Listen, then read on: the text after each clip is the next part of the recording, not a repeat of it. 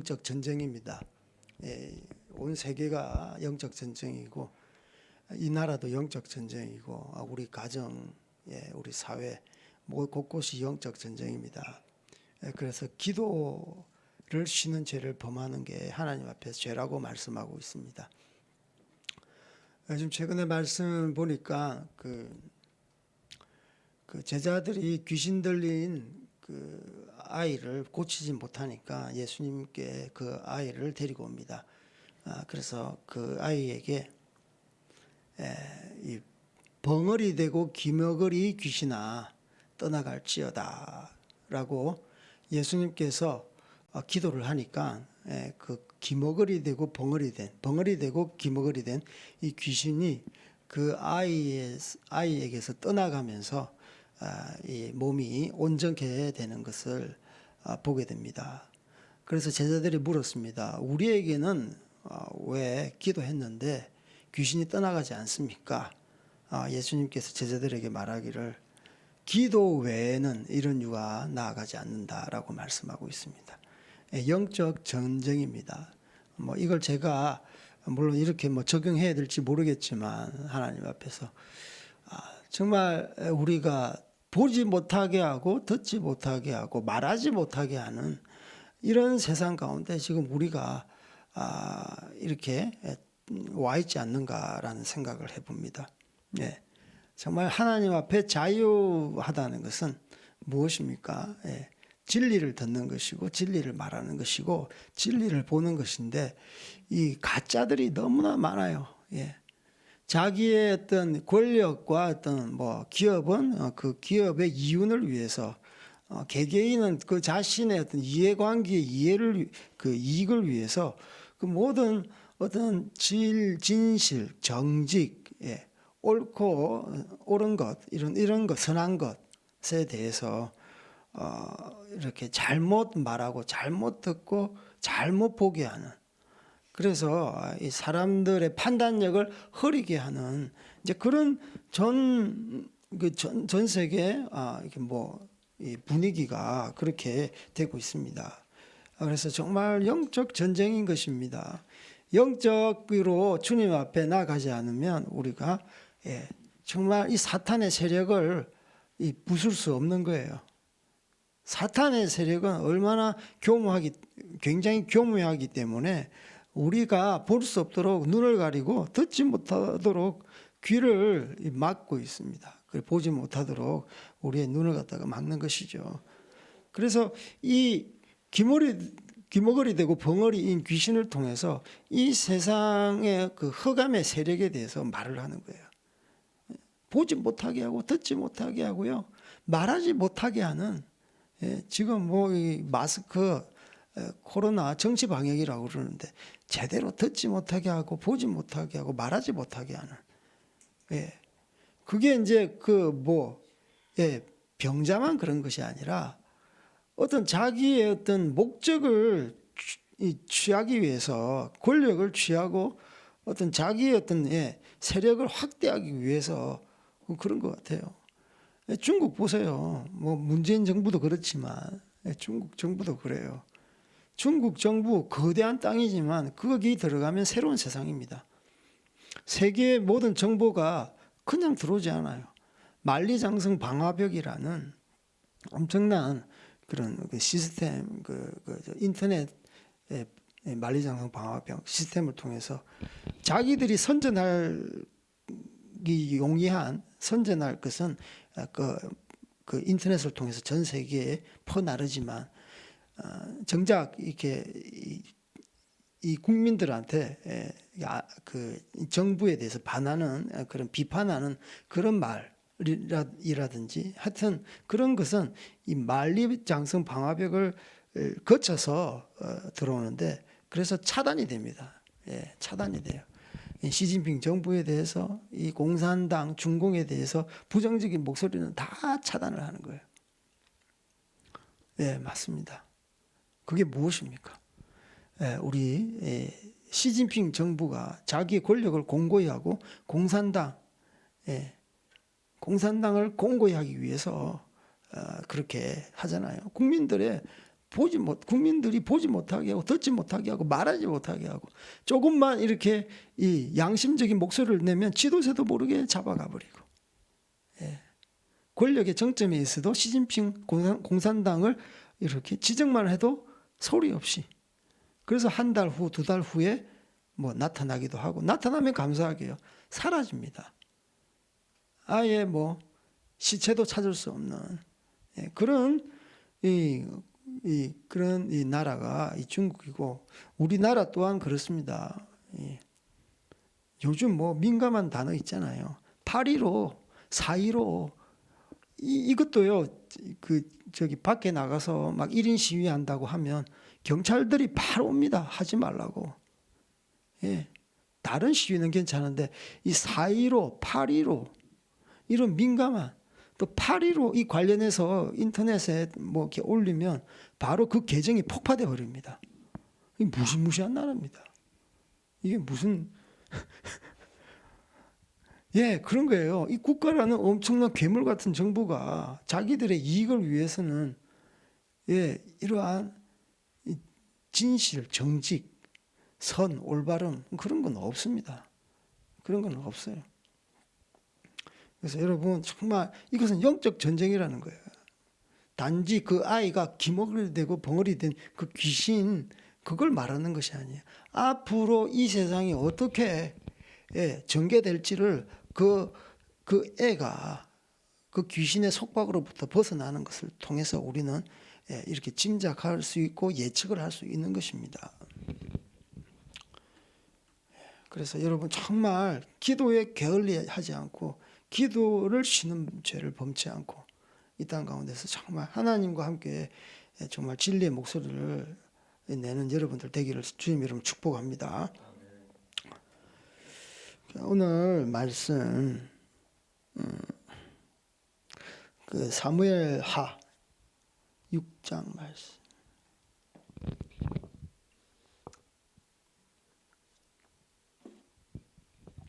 사무엘하 6장 1절로 11절.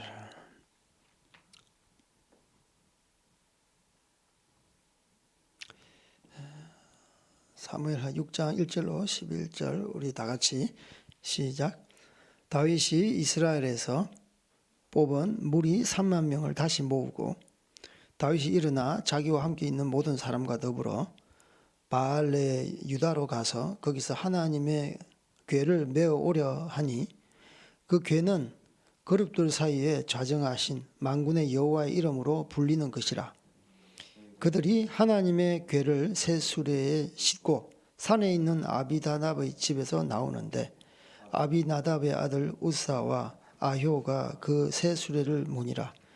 그들이 산에 있는 아비나답의 집에서 하나님의 궤를 싣고 나올 때에 아효는 궤 앞에서 가고 다윗과 이스라엘 온 족속은 잣나무로 만든 여러 가지 악기와 수금과 비파와 소고와 양금과 제금으로 여호와 앞에서 연주하더라. 그들이 나곤의 타작마당에 이르러서는 소들이 뛰므로 우사가 손을 들어 하나님의 궤를 붙들었더니 여호와 하나님이 우사가 잘못함으로 말미암아 진노하사 그를 그곳에서 치시니 그가 거기 하나님의 궤 곁에서 죽으니라. 여호와께서 우사를 치심으로 다윗이 분하여 그곳을 베레스 우사라 부르니 그 이름이 오늘까지 이르니 다윗이 그날에 여호와를 두려워하여 이르되 여호와의 궤가 어찌 내게로 오리요 하고 다윗이 여호와의 궤를 옮겨 다윗성 자기에게로 메어 가기를 즐겨하지 아니하고 가드 사람 오벳 에돔의 집으로 메어 간지라. 여호와의 궤가 가드 사람 오벳 에돔의 집에 석 달을 있었는데 여호와께서 오벳 에돔과 그의 온 집에 복을 주시니라. 아멘. 오늘 그 사무엘하 6장 이제 배경에 대해서 잠시 설명드리면 본문은 이제 다윗이 그 사울이 죽고 나서 그 나라가 둘로 갈라졌어요. 이제 유다 지파와 이제 그 외 11지파. 유다 지파는 이제 그 왕을 다윗으로 했지만 그 열한 지파는 그 사울의 그 아들인 이스보셋이 이제 그 왕을 그 아브넬이 이제 그 군대 장관인데 아브넬이 그 이스보셋을 이제 왕으로 등극시켰죠. 이제 그런 잠시 분열되어 있었는데 이제 이스보셋이 죽고 나서 이제 완전히 완벽한 이제 통일 왕국, 그러니까 12지파가 다 이제 그 다윗의 손아귀에 들어오는 것입니다. 그래서 다윗이 12지파의 왕이 된 이제 후에 이 6장 말씀이 이제 전개되는데 제일 먼저 이제 수도를 정합니다. 유다 지파의 왕이 됐을 때는 헤브론에 수도를 정했지만 나머지 11지파를 이제 통치해야 하기 때문에 정치적으로 이제 지정학적으로 가장 중심이 되고 통치하기 가장 편한 예루살렘으로 이제 수도를 삼고 이제 이 법궤를 옮깁니다. 그래서 가장 먼저 한 것이 여호와의 궤를 수도로 옮기는 일이에요. 과거에는 그 실로에 있었거든요. 이게 왜 이제 그 법궤가 실로에서 이렇게 그 이방 민족으로 갔거든요. 왜 갔냐면 이제 그 블레셋에 의해서 그 불타고 장막은 불타고 이제 법궤는 블레셋이 가져갔어요. 그러면서 이제 하나님의 그 능력과 하나님의 그런 그 하여튼 인도하심에 의해서 하여튼 그 이스라엘 쪽으로 넘어왔는데 이게 그 확실하게 왕권이 든든하게 세워지지 않으니까 잠시 이스라엘의 변방에 있었던 것이죠. 그래서 이제 다윗이 12지파의 명실성부한 이제 왕이 되고 나서 잠시 그 아비나답의 집에 있었던 법궤를 이제는 이제 예루살렘 쪽으로 이제 옮기려고 하는 그런 장면입니다.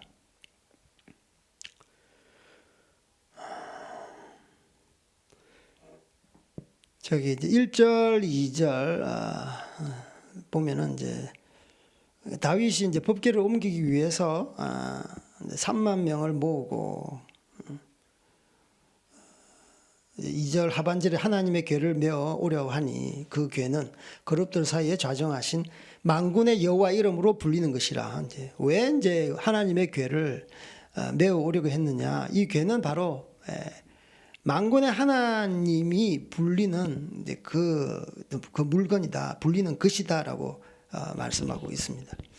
그러니까 이스라엘 백성은 하나님을 신뢰하는 백성이고 이스라엘 백성은 하나님에 의해서 선택받은 백성이에요. 그래서 항상 그들은 장막 중심으로 그들이 생활을 했습니다.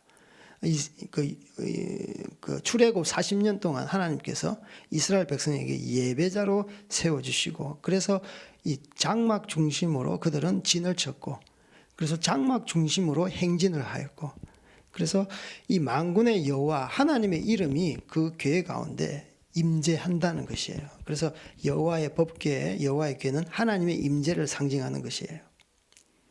그래서 오늘 이 말씀은 사실 어떤 국가적인 대행사입니다. 행사.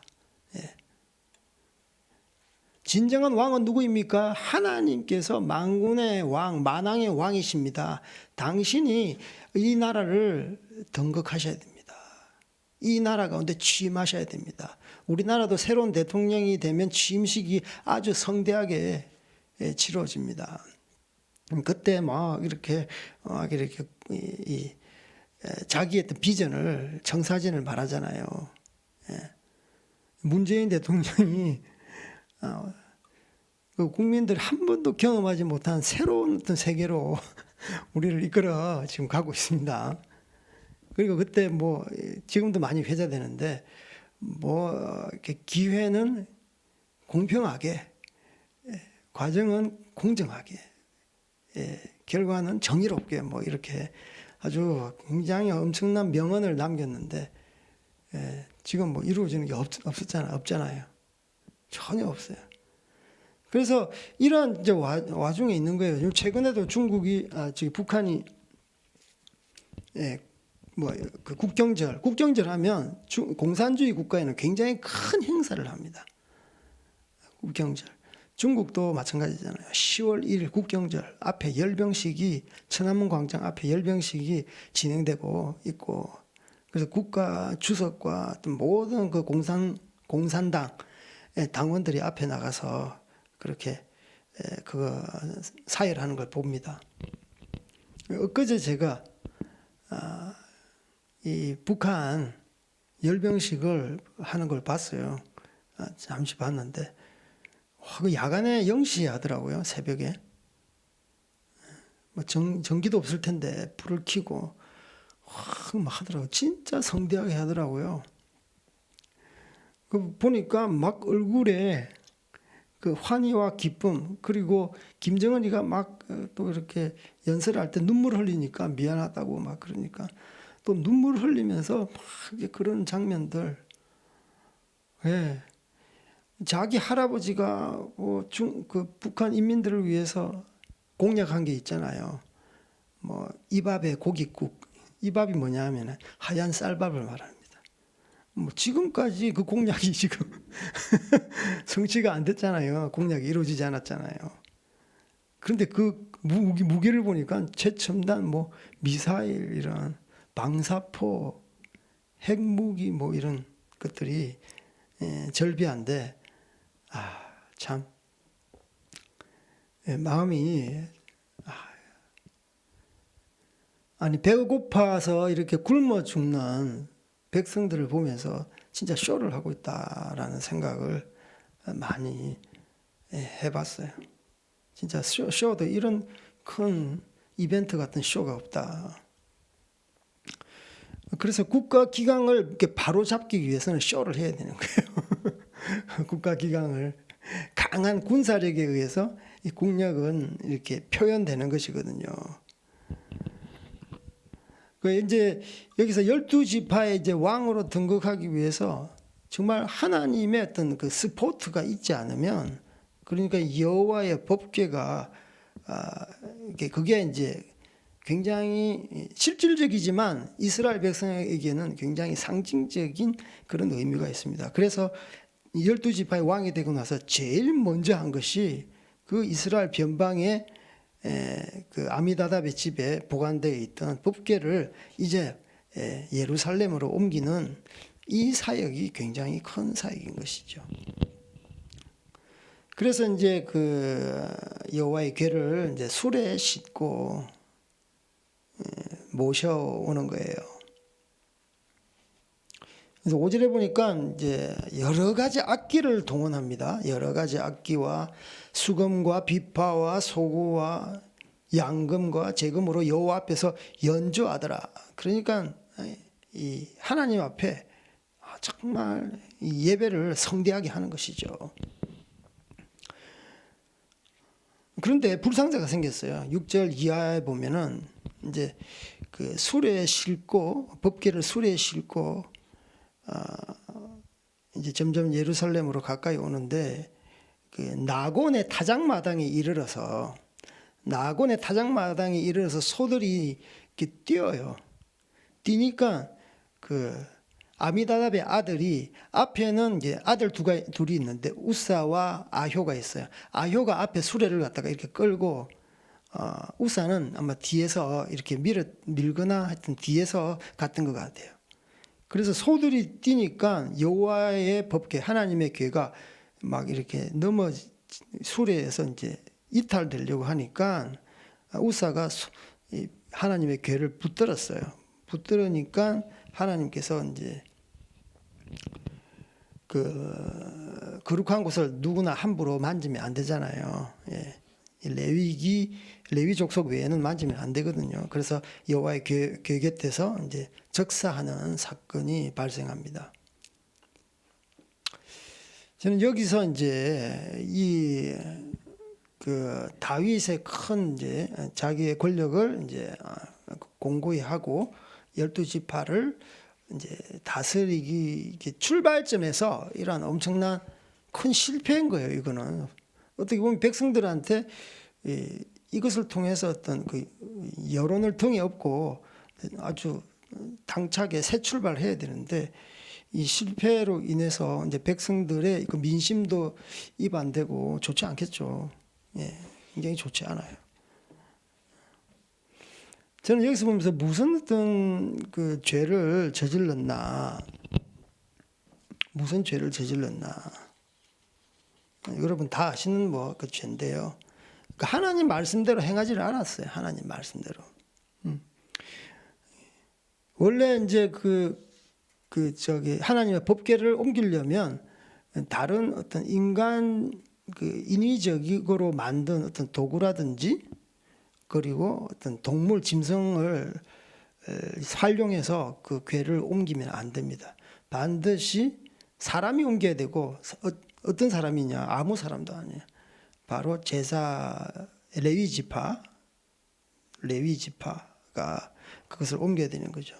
그 레위 지파도 어떤 지파입니까? 갑자기 기억이 안 나요.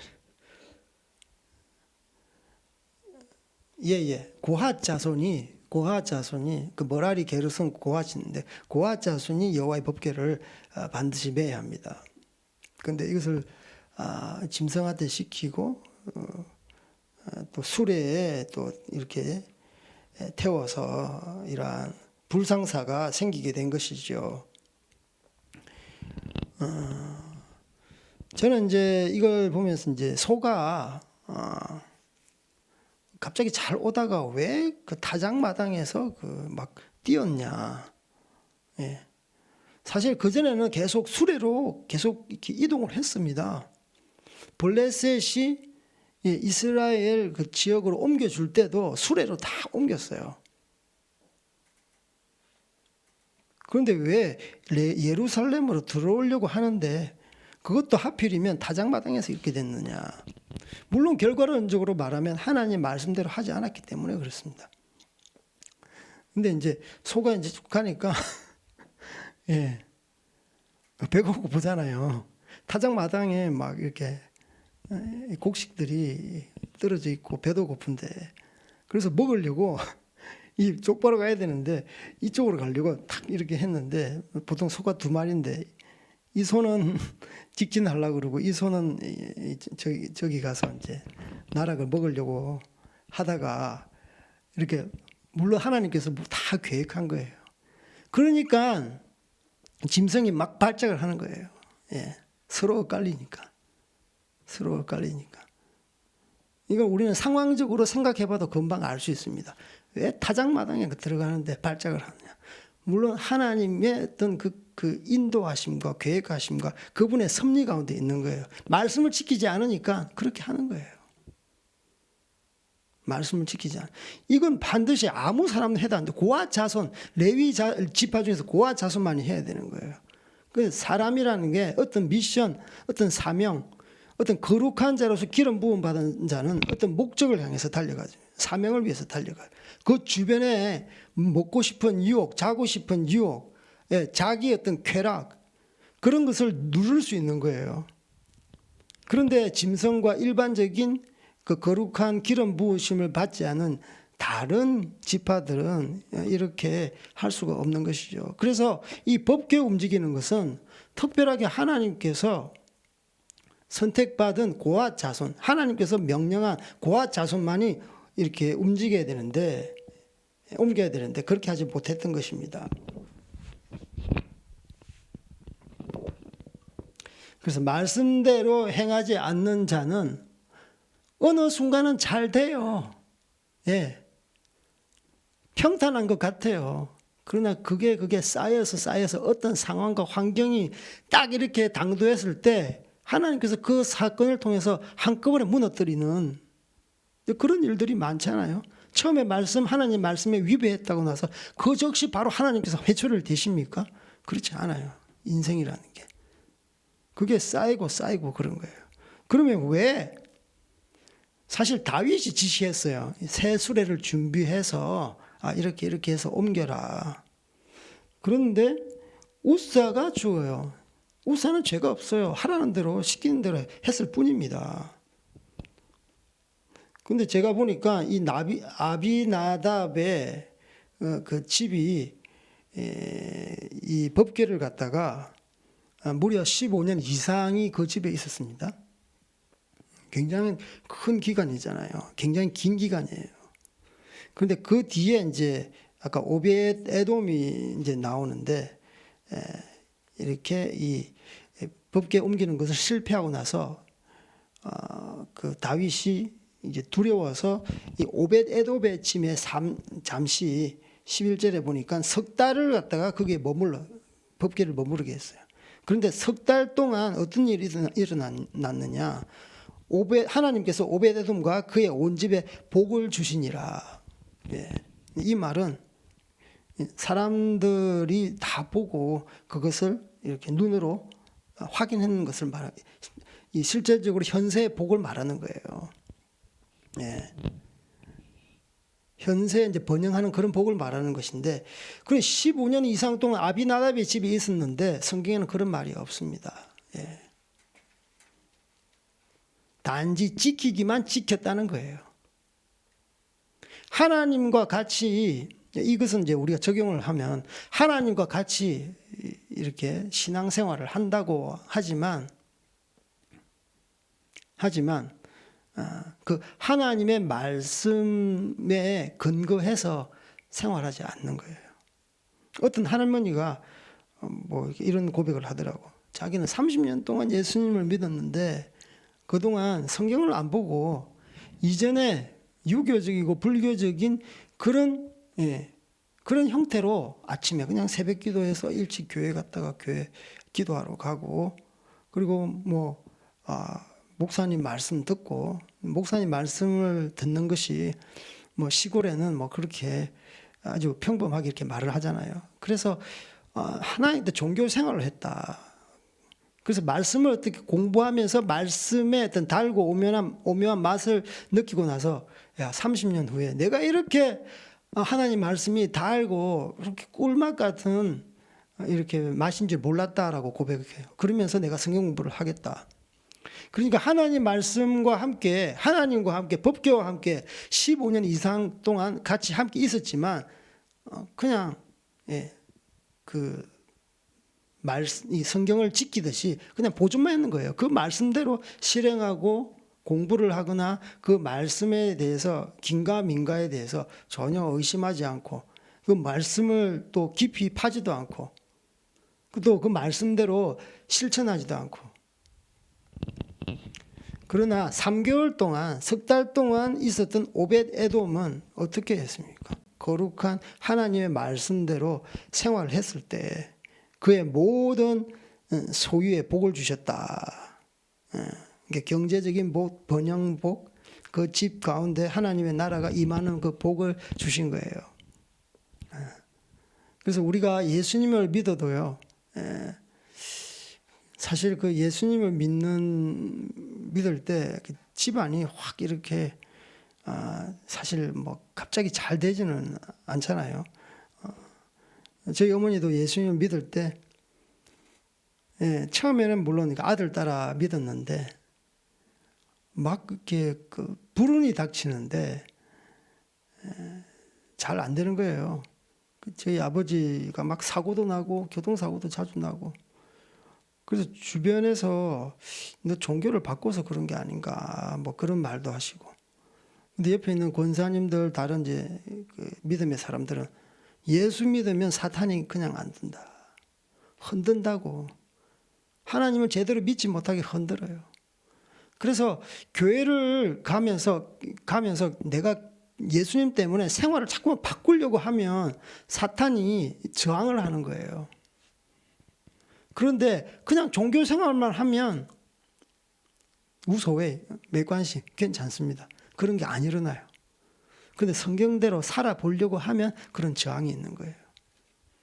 똑같이 아미나답은 그냥 지키고 있었다는 거죠. 15년 동안 그냥 지키고 있는 거예요. 아무런 변화가 없는 겁니다. 그래서 하나님 말씀 가지고 자기 삶을 변화시키고 자기 어떤 성품을 성숙시키고 이렇게 그분의 말씀대로 좀 살아보려고 몸부림치면은 당연히 저항 세력이 있는 거예요. 그걸 뛰어넘으셔야 되는데 뛰어넘지 못하고 그 중간에서 내가 종교를 잘못 믿어서 그렇다. 그러니까 그 사람은 그것이 바로 종교인 거예요. 종교 생활하는 거예요. 그래서 중간에 그 하나님을 믿어도 은혜 받지 못하고 그렇게 종교 생활만 하다가 지금까지 오신 분들이 굉장히 많아요. 그 티벳에 이제 제가 사역하다 보니까 사람들의 반응이 딱 두 분류로 나누는데, 티벳이 고산이 이제 높아서 산이 높아서 평균 4,000m. 그래서 거기서 이렇게 짧게 뭐 1주, 2주 오신 분들 고생이 굉장히 많거든요. 아무리 뭐 호텔에서 자더라도 일단 산소가 희박하니까 고산 반응과 그런 먹는 음식, 낯선 자연 환경, 언어가 통하지 않고 또 저희들은 또 핸드폰 하지 말라고 다 빼앗아 버리거든요. 그래서 정말 고독하고 외로워요. 그리고 복음 전하러 티벳 마을로 보내지. 우리 따라가지도 않아요. 선교사들이 따라가지 않으니까 굉장히 불안해하는 거예요. 굉장히 두려워하는 거예요. 티벳 집이 떠문떠문했어요. 그래서 이 집을 박차고 들어가야 되는데 두려워서 선교사님 힘들어요. 선교사 뭐 같이 가면 안 되겠습니까? 막 그러는 거예요. 믿음으로 가라. 그리고 예배 드리고 가면 하나님께 힘을 주신다. 그래서 가서 온갖 이제 그 어려움을 다 이렇게 돌파하고 복음도 전하고 또 고산 반응이 있는 형제 자매가 있으면 이렇게 좀 이렇게 치료도 해주고, 그렇게 해서 이제 사역이 다 끝나서 저희들이 평가를 하면 딱 두 분류가 있는데, 한 사람은 고생을 진탕했어요. 그런데 그 마음 가운데 하나님의 사랑이 부어져, 은혜가 부어져 주어가지고 내가 하나님을 만났습니다. 내가 이 티벳 민족을 더 사랑하게 되었습니다. 한국에 가서도 티벳 민족을 위해서 기도하겠습니다. 예배하겠습니다. 그리고 다음에 다시 오겠습니다. 이러한 분류가 있는 반면에 한 분류는 성교사님 진짜 개고생했습니다. 진짜 내 고생했습니다. 차라리 안 오는 게 좋을 뻔했습니다. 막 이렇게 이야기하는 거예요. 그래서 국내에 들어가면 저희들한테 뭐 연락도 없어요. 그래서 완전히 그냥 하나님 앞에 상처를 받은 거예요. 그러니까 하나님을 믿어도 어떤 고생과 그 말씀을 가지고 돌파했을 때 하나님께서 주신 은혜와 그 감사가 진짜 엄청나게 넘치거든요. 그런데 조그만한 어려움과 그 하나님 말씀을 지키는데 자기를 변화시켜야 되면, 자기를 쳐서 복종시켜야 되면 어려움이 있잖아요. 근데 그걸 넘지 못하고 자기는 변하지 않으면서 복 달라고 하면서 그렇게 수년 동안, 10년 동안, 20년 동안 그렇게 신앙생활을 했던 사람은 항상 불평과 불만과 짜증이 있는 거예요. 선교지 왔어도 선교사 말도 안 듣고 사역을 하더라도 항상 부정적인 목소리만 내고, 그래서 국내 들어와서도 뭐 선교사, 선교 뭐 나 해봤는데 뭐 이렇더라, 부정적인 목소리만 내는 거예요. 그래서 우리가 하나님의 법궤 중요하죠. 중요합니다. 그런데 하나님의 말씀대로 행할 때 하나님께서는 그 사람과 그 집안 가운데 하나님 풍성한 복이 깃든다는 거예요. 그래서 이 아미나답, 이 성경에는 그런 말이 없지만 아미나답 그 자손, 자녀, 우사 가운데서도 그냥 종교적인 삶에서 거쳤지 자기의 삶을 말씀대로 이렇게 육체를 쳐서 복종시키고 거룩한 삶을 사는 것과 멀지 않았나 라고 우리가 예상해 볼 수 있는 것이죠. 그러나 오벳 에돔은 하나님의 그 법궤가 정말 하나님의 임재 살아계시고 지금도 역사하시고, 그래서 그 말씀으로 인해서 내가 더 거룩해져야 되겠다. 석 달이지만 하나님께서 그 짧은 기간이지만 복에 복을 더하사 그 집안이 풍성하고 경제적으로 풍성한 번영이 임했음을 이렇게 다윗도 그 소문을 듣고 알잖아요.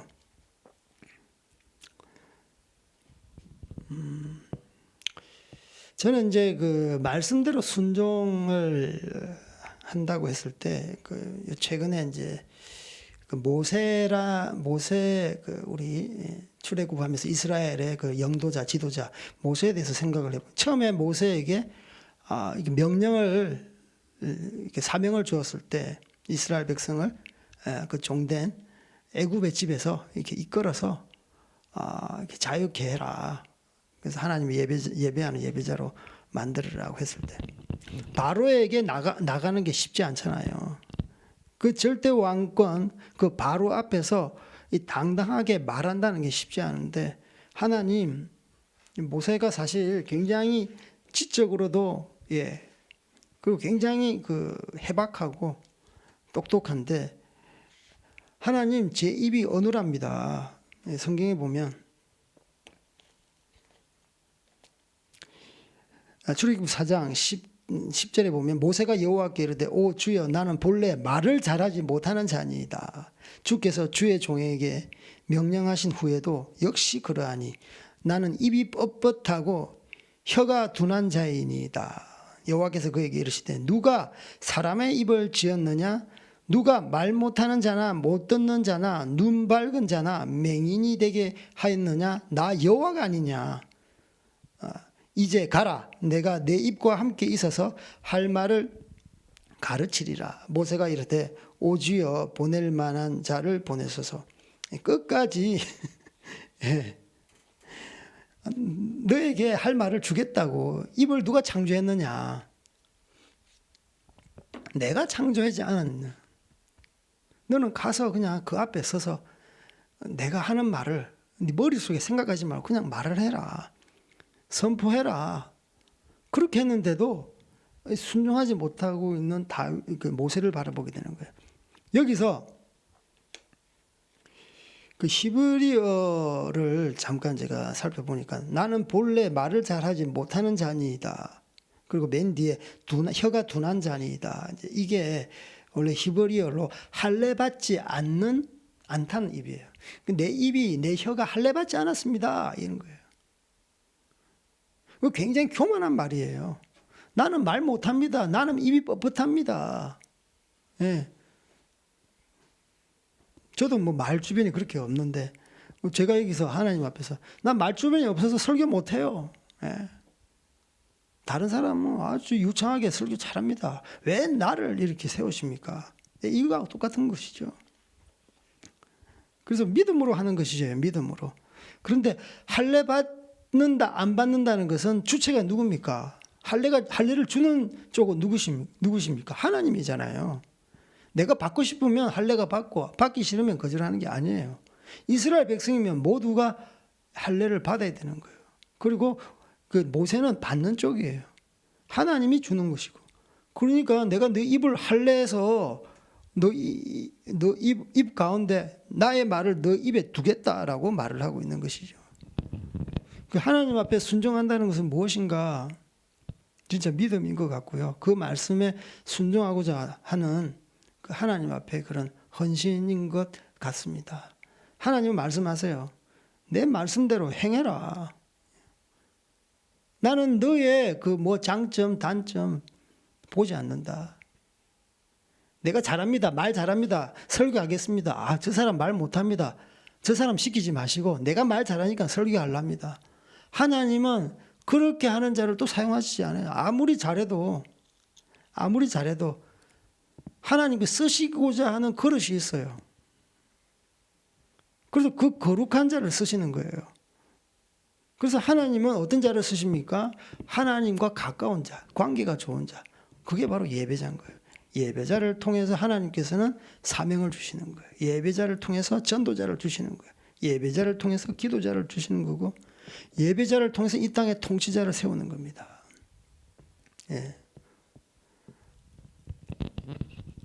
그래서 이 모세가 정말 그래도 하나님께서는 오래 참으시고 인격적인 하나님이시기 때문에 모세를 어루고 달루고 해가지고 아론을 붙여주잖아요. 그래서 우리가 하나님 앞에서 이렇게 사역한다고 하지만 정말 내 힘으로 사역하려고 하면 한 걸음도 나아갈 수 없는 게 사역입니다. 제가 이제 선교 사역을 하면서 그렇구나. 특히 이제 기도하는 부분에 있어서 기도하지 않으면 아무리 우리가 행사를 많이 해도 영혼이 주님 앞으로 나오지 않는 거예요.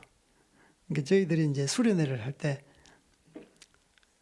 막 63명인가요? 티벳 사람들이 한 달 동안 먹고 마시고 이렇게 했는데 물론 이제 열매가 있었죠. 그런데 우리 기대만큼 이렇게 막 세례받고 그때 한 3명인가 5명이었던가. 물론 감사한데 물론 한 영혼이 천하보다 귀한데 그런데 저희들이 이제 평가회를 하면서 우리가 전담 이 중보 기도팀을 가동하자. 우리가 지금 영적 전쟁에서 이 티벳 영혼을 출애굽하는 이런 사역인데 영적 전쟁을 수행하지 않으면 우리가 부산하게 이렇게 그냥 하는 이벤트 행사로만 마칠 수 있다. 그래서 우리가 정말 중보 기도팀 딱 그냥 기도 시간 그 시간 물론 24시간 가동하지 않았지만 그 아침부터 오후 늦게까지 계속 기도가 이어질 수 있도록 기도팀 그리고 각 시간마다 뭐 금식하는 것도 이렇게 만들고 로테이션도 하게 만들고 또 기도할 때 하나님께서 주신 마음도 나누면서 그리고 현장에서 사역하면서 그 티벳 영혼들의 그런 그 말씀에 반응하는 것들, 그 예배할 때 어떤 태도들 다 이렇게 하면서 이 형제 자매는 이런 기도 제목이 필요하구나. 그리고 자기를 오픈하면 자기 가정도 오픈하잖아요. 그래서 가정 가운데 이런 문제가 있구나. 이것을 위해서 아주 집중적으로 중보해야 되겠구나. 그래서 중보기도팀이 그냥 기도만 하는 것이 아니라 현장의 목소리를 계속 들으면서 또 티벳의 형제 자매들의 그런 문제점을 계속 우리가 이렇게 들으면서 중보기도를 했는데 그때는 진짜 세례자가 그때는 세례자가 굉장히 많이 나왔어요. 간증하겠다는 애들도 많이 나왔고. 그래서 정말 그렇구나. 우리가 하나님 앞에서 정말 기도를 소홀히 하거나 기도를 하지 않고 그냥 영혼을 섬긴다면 이것은 하나의 행사, 이벤트로 마칠 수밖에 없구나라는 생각을 해봤습니다. 우리 동역자는 아니지만 귀한 선교사님 계시는데 제가 그것을 보면서 선교사는 이렇게 사역하면 실패하는구나. 제가 배웠어요. 티벳 지역에 아까도 말씀드렸던 것처럼 평균 해발이 4,000m입니다. 그래서 외국인들이 사역자가 이렇게 복음을 전하고 계속 복음을 전할 수 있어요. 복음을 전하고 예수님을 영접하게끔 할 수는 있어요. 그런데 그 후속 작업이 제자를 낳는 사역, 계속 가르쳐야 되니까 티벳 그 고산 지역에는 중국 정부가 비자를 주지 않아요. 거기 상주할 수 있도록 비자를 주지 않으니까 한 달에 2번, 한 달에 1번 이렇게 왔다 갔다 사역해야 되는데 그게 쉽지 않은 거예요. 근데 그 선생님은 그 현지 이제 중국 믿는 사람 사역자를 사실 마음에도 없는데 너 한 달에 얼마 사례비 줄 테니까 월급 줄 테니까 티벳 지역에 상주하면서 중국 사람이니까 한족은 상주할 수 있으니까 사례비 줄 테니까 거기서 사역해라. 잘 됐을까요? 잘 안 됐을까요? 그냥 잘 안 되는 거예요. 자기 마음 가운데 티벳 영혼을 섬겨야 되겠다는 사명감도 없는 그런 한족이고 그리고 믿음으로 이렇게 돌파해야 되는데 경제적으로 서포트 해줄 테니까 너는 그냥 티벳 사람들에게 복음 전하고 제자 양육해라. 나는 가끔 한 달에 한 번씩 와서 그냥 같이 예배하고 그 정도 할게. 사역이 안 되더라고요. 전적으로 올인 해야 되는데, 아니면 물론 한족 사역자를 세워놨더라도 그 사역자가 정말 티벳 영혼들한테 하나님의 마음을 가지고 섬기는 어떤 비전, 어떤 사명감에 불타올라야 되는데 그렇지 않는 거예요. 그 돈으로 구워 삼는 거예요. 한 달에 이렇게 사례비를 주니까 그 사례비 돈 보고 그냥 거기 경제적으로 어려우니까 그냥 그렇게 사역하는 거예요. 근데 그걸 볼 때 하나님 앞에 순종한다는 건 무엇입니까? 그 사명, 자기의 주신 사명에 완전히 올인하는 거잖아요. 그러니까 등 떠밀려서 돈 준다니까 거기 가봤자 꼬다는 보리 자른 거예요. 그러니까 몇 명 왔다 갔다 하는 사람도 그냥 가끔 오다가 결국은 티벳이라는 불교 환경 가운데 살아가니까 믿음도 식어지고 예배 한두 번 빠지니까 그냥 티벳 불교로 그냥 돌아가 버리는, 그러니까 안 되는 겁니다. 안 되는 거예요. 하나님 말씀대로 산다는 것은 그 뜻대로 행하는 자라야, 그 뜻대로 행하는 자라야. 마태복음 우리 한번 볼까요? 마태복음 7장.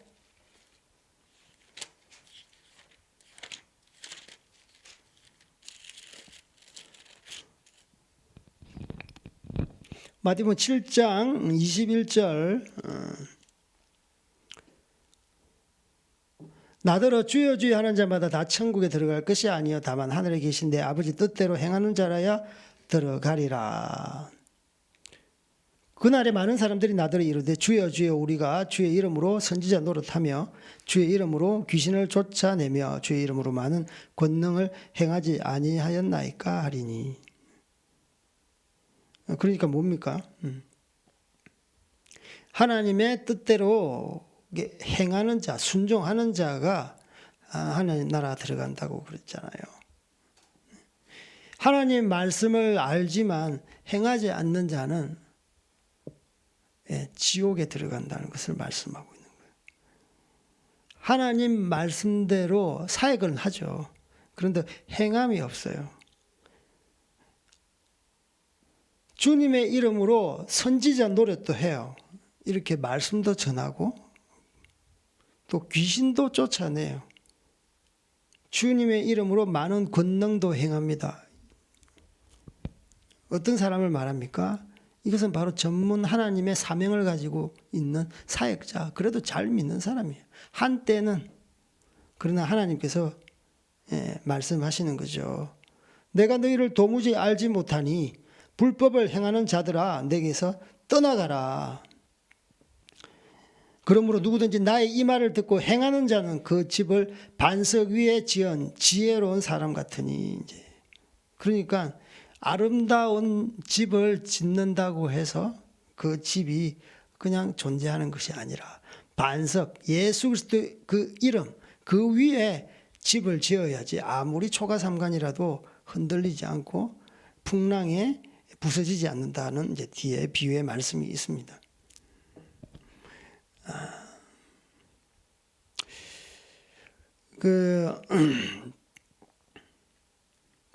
하나님의 말씀대로 산다는 것은요, 지키는 거예요. 너희는 가서 모든 족속으로 제자를 삼아 아버지와 아들과 성령의 이름으로 세례를 주고 내가 내게 분부한 모든 것을 가르쳐 지키게 하라. 제가 선교 사역을 하면서 가르칠 수는 있어요. 그런데 이 가르치는 것이 그 현실 생활 가운데 그 티벳 영혼들이 하게끔 하는 사역은 굉장히 어렵습니다. 그것은요, 이 사역자가 그렇게 살지 않으면 안 됩니다. 여러분도 아마 다 경험하실 거예요. 그래서 우리는 주님의 이름으로 사역은 가능합니다.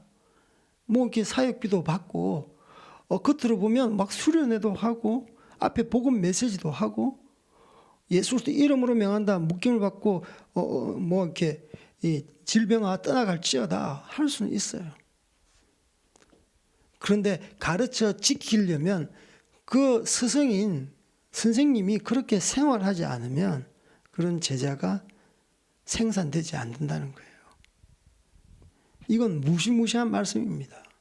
우리가 하나님의 말씀을 가지고 있어도 그 말씀대로 살지 않았을 때 아미나답 그리고 그 말씀대로 살지 않았을 때 그 법궤를 옮기는 걸 실패한 다윗 똑같은 거예요.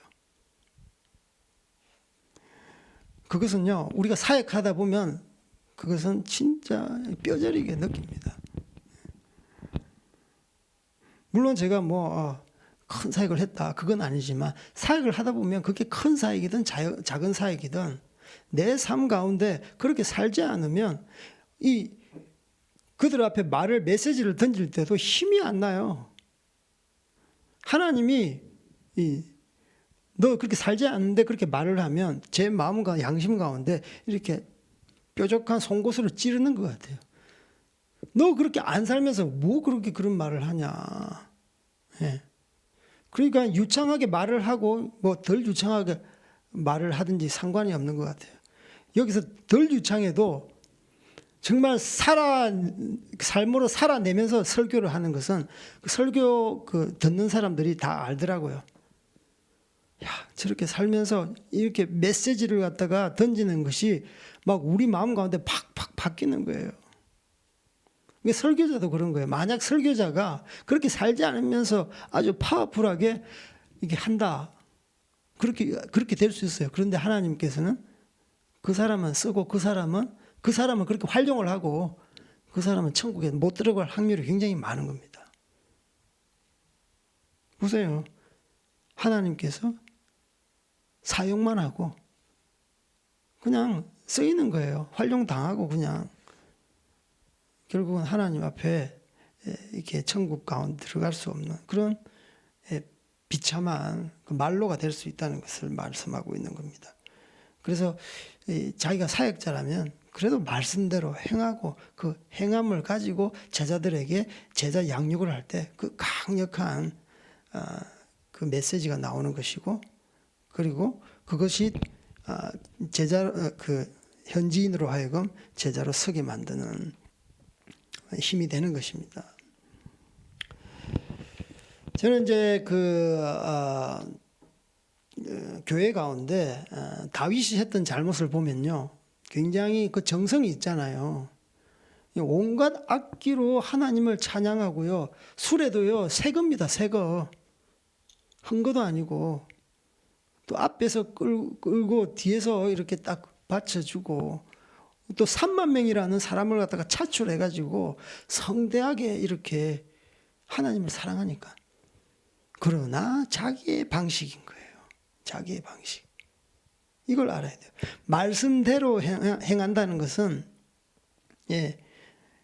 자기가 이게 하나님을 사랑하는데 자기 방식으로 하나님을 사랑하면 하나님 싫어하시는 거예요. 내 방식대로 나를 좀 사랑해다오. 그때 수레를 끈다는 말은요, 예전에 아세라 신상이라든지 바알 신상이라든지 다곤 신상, 그 당시 그냥 다 수레에다가 끌고 갔습니다. 이방 신전을 모시는 그런 똑같은 방식으로 한 거예요. 그렇게 하는 게 보니까 거룩하게 보이고 좀 뽀대나게 보이고 좀 성대하게 보이는 거예요. 하나님도 그렇게 좀 이렇게 좀 우리한테 그런 영광을 받았으면 좋겠다. 인간의 방식대로 하나님의 영광을 안 받는 거예요. 그 이방 신상을 옮기는 게 아무리 거룩하게 하더라도 하나님 방식이 아니면 아닌 겁니다. 하나님 분명히 말씀을 하셨잖아요. 레위기에 고핫 자손이 하는 거라고. 그리고 수레를 끄는 것이 아니라 매야 된다고. 매야 된다고. 아니, 수레는요, 최첨단 방식 아닙니까? 지금 비대면 예배 디지털 최첨단 방식이 아닙니까? 하나님은 왜 그 고리타분하게 아날로그 방식, 시대가 좀 바뀌었어요, 하나님. 이런 생각이 들지 않겠습니까? 하나님 우리의 정성을, 우리의 마음을 보셔야죠. 근데 하나님은 그 방식 원하지 않는다. 시대가 변해도, 예, 나라와 민족이 변해도 하나님의 방식은 변하지 않는 거예요. 진리는 변하지 않는 거예요. 그래서 이 세대를 계속 본받으면서 하나님이 우리의 식대로 따라와 주세요. 그렇게 하면 신앙생활 하면 안 되는 거예요. 우리가 변화시켜야 돼. 우리가 변화시켜서 하나님 앞에 나아가야지. 하나님을 바꿔가지고 우리의 어떤 형태대로 하면 안 되는. 그게 지극히 자기 중심적인 신앙. 그게 바로 종교라는 겁니다. 그게 바로 편의주의. 지금 교회 안에 그런 것들이 팽배해 있죠. 팽배해 있는 거예요. 교회 건축을 왜 그렇게 많이 합니까? 그 빛을 엄청 이렇게 해가지고 그 교회 성전을 지으면 또 하나님의 뜻이라고 해요. 은행의 빛으로 지어졌는데 엄청나게 지금 뭐 이렇게 매물로 공매도 나왔는데 대부분 그런 교회예요. 교회는 삐까번쩍해요. 제가 가끔 이제 교회 사이트 들어가 매물이 뭐가 나와 있나 보는데 너무 좋아요. 근데 하여튼 몇십억 중에서 거의 뭐 3분의 2가 몇십억이 아니라 100억도 넘는 것도 있더라고요. 3분의 2가 은행에 의해서, 은행의 빛에 의해서 이렇게 묶여 있는 거예요. 그러니까 그 빛을 감당하지 못하니까 이게 매물로 나온 거예요. 코로나니까 이제 비대면 예배하니까 교회도 안 나오지. 또 다른 교회 가버리지. 교회 헌금이 안 나오는 거예요. 그러니까 정말 그게 하나님 말씀대로 건축을 한 것입니까? 최근에 어떤 목사님이 간증을 해주시더라고요. 1980년대부터 개척을 하는데 어떤 교회를 이어받았는데 지하에서 예배를 드렸는데 지하가 한 50명이면 꽉 찼는데요. 하나님, 나는 내 손으로 교회 개척 절대 하지 않겠습니다. 내 입으로 절대 교회 개척이라는 말도 꺼내지 않겠습니다. 그렇게 정말 이 하나님 앞에 각오를 하고 교회를 갖다가 이렇게 이끌어 가는데 교회가 점점 완만하게 부흥을 하는 거예요. 그래서 처음에 이제 간이 의자를 만들어서 100명까지 앉았대요. 그것도 모자라 가지고 뭐 1부, 2부, 3부, 4부로 했대요. 그것도 모자랐어요. 계단에도 의자를 설치하고 그것도 모자라 가지고 다른 옆에 상가 건물을 사 가지고 이렇게 원격으로 그냥 화면 보고 예배드릴 수 있도록 그렇게 했는데도 이게 성도들이 막 몰려오니까 그때 어떤 성도들이 목사님 예배당이 필요한 것 같습니다. 이제 그때 이제 비로소 이제 건축이 교인들로 인해서 자연 발생적으로 그런 필요가 생겼습니다. 그렇게 해서 교회 건축을 했다 그러면서 교회 건축 여러분이 사역자가 되더라도 교회를 이끌어 가더라도 절대 여러분 입으로 말하지 마십시오. 그것은 하나님의 뜻이 아닙니다. 하나님의 뜻이면 이 공동체 가운데 그런 마음을 주십니다. 마음을 주십니다. 그것 때문에 초신자들 시험 다 듭니다. 그런 말씀을 하시 일리가 있는 거예요. 하나님의 그런 이름을 부르는 거룩한 백성들이 장소가 없다고 예배를 못 드리면 하나님께서 길을 열지 않겠어요? 공동체 가운데 그 마음을 불어주시지 않겠어요? 그래서 어거지로 교회 건축할 때가 안 됐는데 어거지로 이렇게 목사가 또 장로들하고 같이 막 이렇게 몰아간다면 성도들 가운데 사실 힘든 성도들 많잖아요. 상처받는다니까. 초신자들 상처받아요. 돈 때문에. 그것 때문에 순수한 그 조그만한 그 믿음도 날아가 버린다니까. 그러니까 그런 걸 참 조심해야 된다고 봐요. 그리고 그분도 이렇게 이야기하더라고요. 나는요, 이렇게 좀 큰 교회 안 하고 자그마한 교회 하겠습니다. 나의 비전은 이렇게 작은 교회에 이렇게 섬기면서 제자 양육하면서 그게 비전입니다. 그분이 이제 그것에 대해서도 질타를 하시는데, 아니 하나님께서 사용하시겠다고 하면 대형교회든 소형교회든 어떤 그 한계선을 짓고 나는 여기 합당하오니 이 정도 나의 어떤 영역이오니 이렇게 말하면 안 된다고. 모세가 그렇게 말하잖아요. 나는 입이 어눌하기 때문에, 혀가 뻣뻣하기 때문에 나는 가당치 않습니다. 네가 왜 너의 그 영역을 한계를 짓냐고. 내가 쓰겠다 하면 뭐 대형 교회가 하루아침에 대형 교회 됐냐고. 그러니까 이렇게 내가 대형 교회 하겠다, 소형 교회 하겠다, 무슨 사역 하겠다, 무슨 사역 하겠다, 이런 사역은 내가 안 하겠다. 하나님께서 인도하시면 다 할 수 있는 건데, 여러분 절대 그것에 대해서 규정을 짓지 마시고 한계도 짓지 마시고 무한하신 성령님 앞에 그냥 맡기시고 사역을 하시라고. 한 사람이 설교를 들어도 이 우주적인 교회, 전 세계 성도들 앞에서 프리칭을 하는 것처럼 하시라고. 그러니까 사람을 보고 막 이렇게 설교를 하잖아요. 분위기를 보고 설교를 하잖아요. 그러면 그 사람은 그거밖에 안 되는 거예요. 하나님 쓰시겠어요? 그러니까 여러분, 지금은 뭐 안 된다, 뭐 안 된다. 안 될 수 있죠. 그러나 하나님 앞에 사로잡힌 자는요, 하나님께서 쓰임 받으면 되는 겁니다. 이렇게 말씀하실 때 정말 감사하더라고요.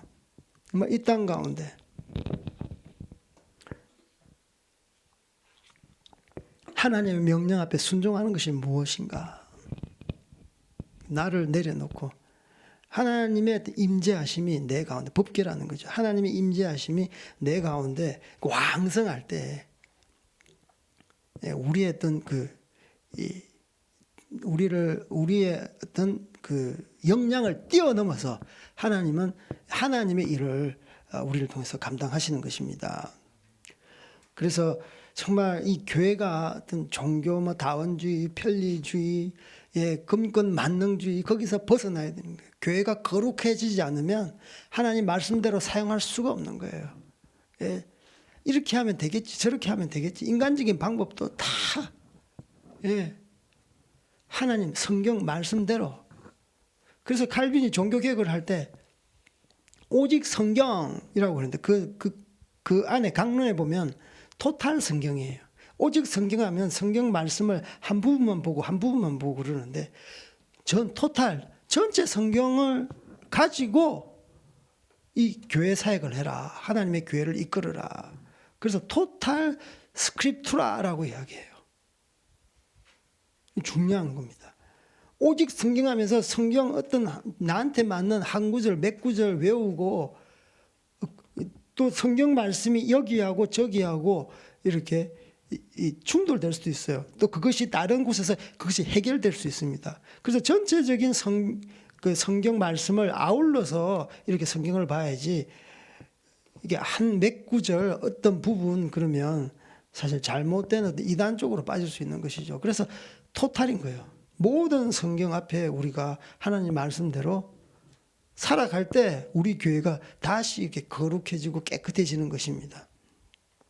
우리 십계명 보면 뭐 거짓 증거하지 말라, 간음하지 말라. 사실 십계명도 제대로 지키지 않는 성도들이 얼마나 많습니까? 그런데 다른 뭐 부모님 공경하라, 거짓 증거하지 마라. 말만 하면 거짓말, 말만 하면 욕. 좌파들이 거짓말 잘하잖아요. 레닌이 그랬잖아요. 거짓말이라도 100번 하면 참말 된다. 그러니까 하나의 거짓말을 덮기 위해서 10개의 거짓말이 필요하고 10개의 거짓말을 덮기 위해서 100개의 거짓말이 필요한 거예요. 저번 주에, 이번 주인가요? 저번 주에 그 이재명 경기지사 관련해서 그 수원 고등법원 앞에 가서 기자회견했습니다. 최종 그 뭐 파기 환송돼 가지고 이제 다시 아래로부터 이제 이렇게 재판을 받고 있는데 저번 재판에서 600만 원 받았나요? 그 100만 원 이상 되면 그 지사직에서 이제 물러나고 이제 피선거권도 뭐 5년 이내인가요? 박탈된다고 그러더라고요. 그 이재명 막 성토를 하는데 어떤 사람이 이재명도 집사라고 그러더라고요. 분당 우리 아니 입에 거짓말만 거의 우리 사무엘 목사님이 그 가족끼리 그 자기 형하고 자기 형수하고 통화한 내역을 갖다가 막 이렇게 공개를 하는데 진짜 입에 담기도 어려운 욕을 갖다가 그렇게 형수한테 하는 거예요. 형한테는 뭐 이름까지 그냥 형 그런 말도 안 해요. 그냥 재선아 뭐 이재선인 것 같은데 이름을 갖다 그냥 부르고 뭐 욕도 뭐 얼마나 거친지 욕을 하고 뭐 정신병에 집어넣는다고 했는데 내가 너희 말렸다.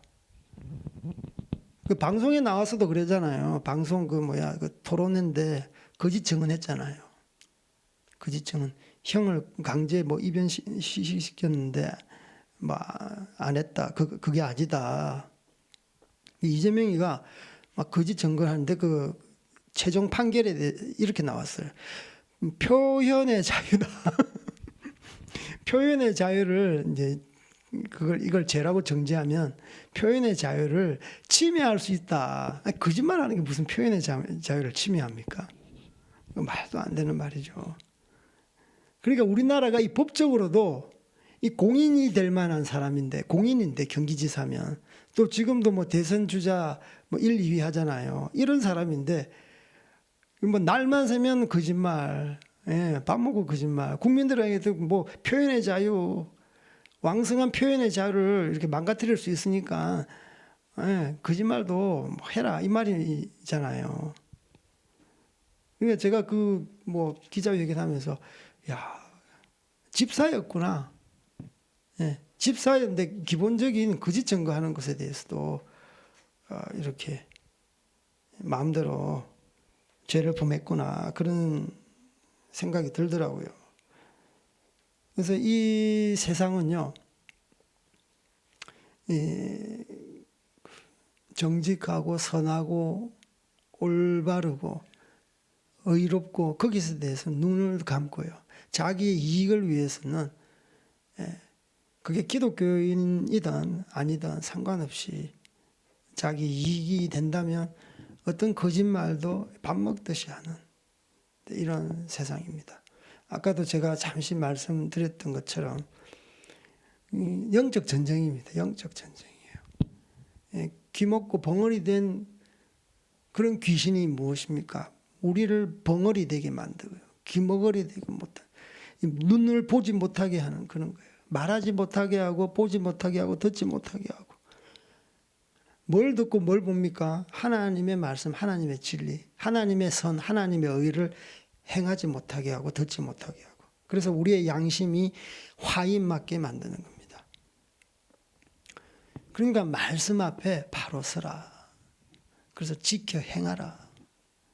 지켜 행하지 않으면 하나님 나라에 합당치 않다라고 성경에는 아주 강하게 말씀하고 구약 말씀만 그런 게 아니라 신약 예수님께서 가르침 가운데서도 지키게 하라고 말씀하시고 하나님 말씀대로 뜻대로 행하라라고 분명하게 말씀하고 있는 것을 우리는 눈으로 목도하고 있습니다. 지금 시대가 변했다고 마음대로 해석하면 안 되는 거예요. 하나님 말씀은 절대 변치 않습니다. 그래서 우리 하나님 말씀대로 생활하기를 원합니다. 자기의 생각대로, 자기의 뜻대로, 자기의 편의대로 생각하고자 하는, 행동하고자 하는 모든 것을 다 버리시는 여러분들 되기를 주님의 이름으로 축복합니다. 우리 기도합시다. 하나님 아버지 감사합니다. 오늘 또 귀한 말씀을 통해서 우리에게 하나님 말씀대로 행하는 것에 대해서 우리가 공부를 했습니다. 자기의 방식, 세상의 방식, 이방 사람들이 흔히 하는 그런 방식이 있을 수 있습니다. 그러나 우리가 당신의 말씀 가운데, 당신의 그 토탈 바이블, 전체적인 말씀 가운데 아버지 그 우리의 삶을 아버지 행하게 하여 주시옵소서. 아버지요, 우리 교회 가운데 그런 편리주의, 종교다운주의, 아버지 정말 예배를 비대면 예배라는 이름으로 아버지 교회 가운데 그런 아버지 그런 모든 것들 하나님께서 아시오니 우리 한국 교회가 회복되게 하시고 거룩한 교회 되게 하시고 거룩한 하나님의 예배 공동체 되게 하여 주시기를 원합니다. 우리의 가정 가운데 주님께서 함께하여 주시옵소서. 오벳 에돔처럼 아버지여 하나님의 말씀이 가정 가운데 거룩하게 지켜지는 가정 되게 하여 주시옵시고, 그래서 아버지여 하나님의 그 거룩으로 인해서 하나님의 임재를 통해서 우리의 가정이 복이 풍성하게 임하는 가정 되게 하여 주시옵시고, 믿지 않는 아버지여 우리 가족들이 있습니까? 다 주님께로 나와 예수님을 영접함으로 말미암아 당신의 거룩한 예배 공동체 되게 하여 주시옵소서. 우리 계속 기도할 때 주여 하며 우리가 하나님의 말씀대로 살겠습니다 선포하며 주님 부르짖고 기도하시겠습니다.